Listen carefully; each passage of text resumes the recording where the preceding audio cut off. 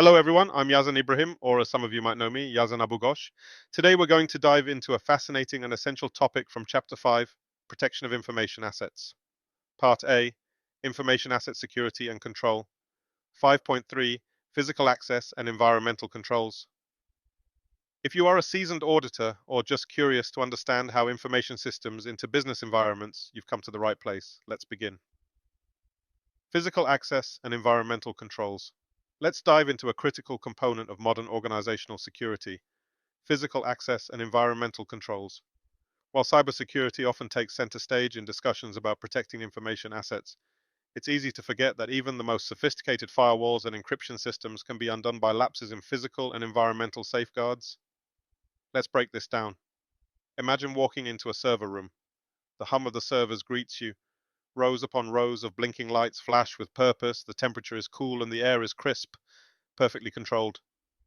Now take a moment and consider what might happen if someone left that door unlocked, the air conditioning failed, or an unnoticed water leak gradually dripped onto the floor, pooling under critical equipment. These scenarios aren't just hypothetical, they represent real-world risks, risks that require proactive measures, robust systems, and continuous monitoring to mitigate disaster. Let's start by looking at the essentials of physical and environmental controls in protecting organizational assets. Physical security, the front line of protection. Physical security acts as the very foundation of safeguarding IT infrastructure. Think of it as the gatekeeper to your organization's digital crown jewels. Without it, even the best technical safeguards are like a fortress without walls. What are we protecting against? Physical threats can be accidental or intentional, from simple unauthorized access by curious employees to deliberate acts of theft, vandalism, or even sabotage. Now, consider who might cause such incidents. Disgruntled employees upset with management decisions, curious former employees with access to sensitive locations, well-informed outsiders like competitors or criminals targeting weaknesses. And yet, ironically, the largest risk comes from people who aren't acting maliciously at all, well-meaning but untrained employees who unintentionally bypass protocols or mismanage physical access. So, what do organizations do? The answer lies in physical access controls like door locks, visitor logs, and even high-tech biometric systems. Physical access control systems, layers of safeguards. Let's visualize the different tools organizations deploy to lock down their physical spaces and ensure only authorized personnel can gain entry. 1. Bolting door locks. These conventional locks work with traditional metal keys. However, issuing and tracking these keys demand meticulous control, as a key in the wrong hands can spell disaster. Keys marked "Do Not Duplicate" still require management oversight to ensure adequate protection. 2. Combination locks, cipher locks. Imagine a keypad safeguarding a server room. When an employee inputs a code, the lock disengages. But here's the catch: combinations must frequently change, especially if someone with access is transferred or terminated. 3. Electronic door locks with swipe cards. These systems are more advanced.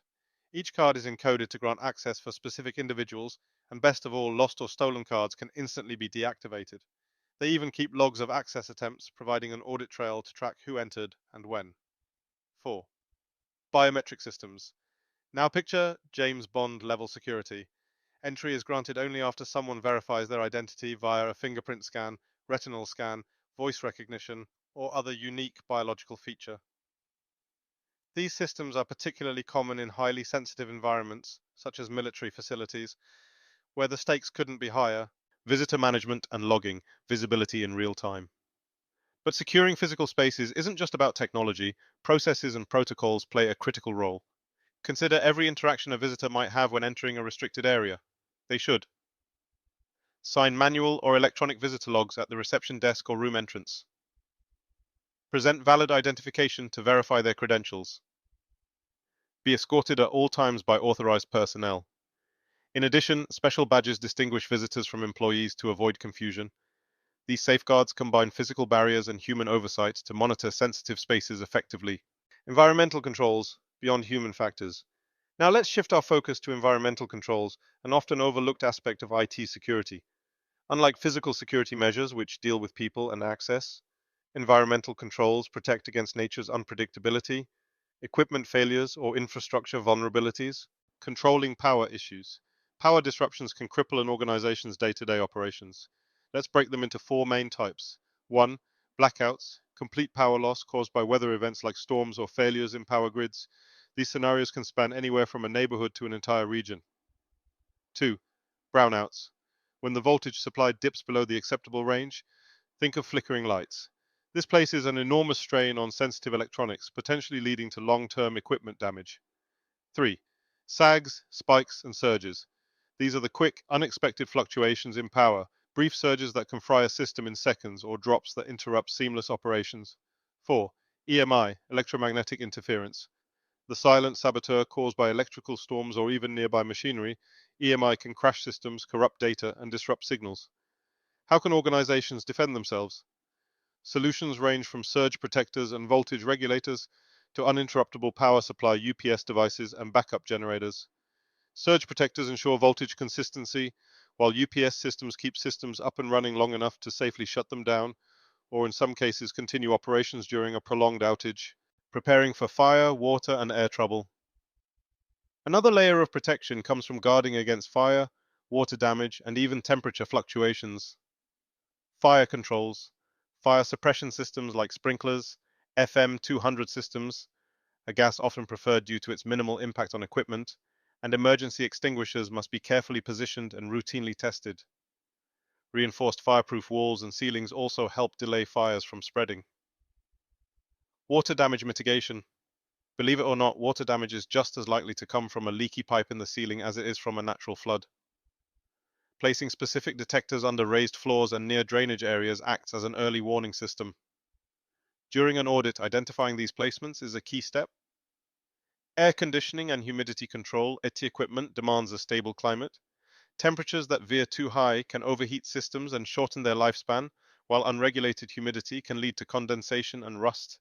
The IS auditor ensures that ventilation systems operate smoothly and that temperature sensors are in place. Compensating controls, when risks can't be fully eliminated. Sometimes, addressing every potential risk with direct controls isn't feasible. This could be due to costs, operational constraints, or technical limitations.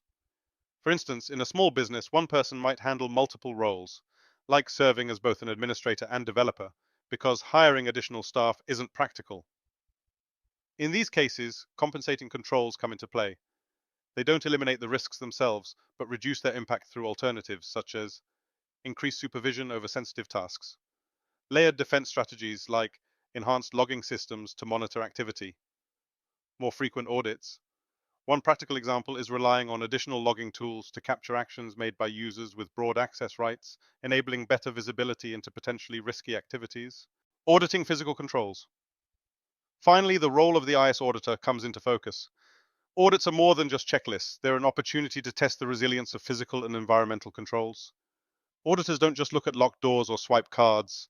They inspect every entry point, ensure redundancies in power systems, query fire department inspection records, and even look above ceilings or under floors for smoke detectors and hazards. Equally important is walking the perimeter, paying attention to vulnerabilities like windows, unsecured exits, and external environmental risks like chemical plants or aircraft paths nearby. Conclusion: securing information assets is a continuous effort that combines physical, technical, and procedural safeguards. From power surges to unauthorized personnel, every risk must be identified, monitored, and mitigated. As we've explored today, physical and environmental controls are not merely supportive measures. They are the bedrock that ensures logical and digital security systems can perform at their highest potential.